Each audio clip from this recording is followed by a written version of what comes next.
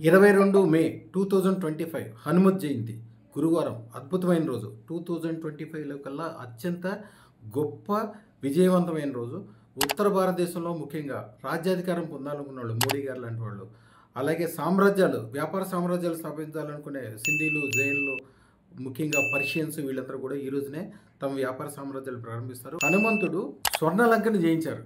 దేవుడైన రాముడికే విజయాన్ని చేకూర్చి ఆయనకి అనంతమైన కీర్తి ప్రతిష్టలు ఇచ్చారు. కోతిగా భావించాల్సిన హనుమంతుడిని ఒక అత్యంత శక్తివంతమైన దేవతగా మార్చాడు శివుడే ఈయనకి 7 కోట్ల మంత్రాల్లో అదే దేవతగా ఫలితం ఇచ్చి ఆయన పేరు తలుచుకుంటేనే అన్ని రకాలుగా మంచిగా అయ్యేటట్లు చేశారు. ఈ రోజు రాత్రి 9 గంటల 9 నిమిషాలకు ఒక అద్భుతమైన నక్షత్ర గ్రహ శకలం పాటించాల్సిన మంత్రం కూడా ఉంది. ఆ మంత్రం ఏంటంటే రామ మంత్రంతో కలిపిన హనుమత్ మంత్రం. చాలా పవర్ఫుల్ మంత్రం ఇది.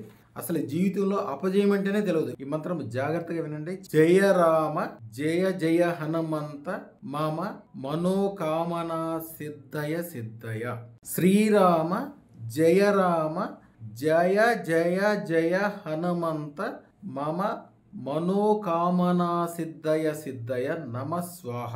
ఈ మంత్రము పైనున్న ఆకాశంలోని నక్షత్రాలు విశ్వాన్ని చూసుకుంటూ 108 సార్లు మంత్రం చదివి మీ మనసులో ఉన్న కోరిక ఏదైనా తలుచుకోండి.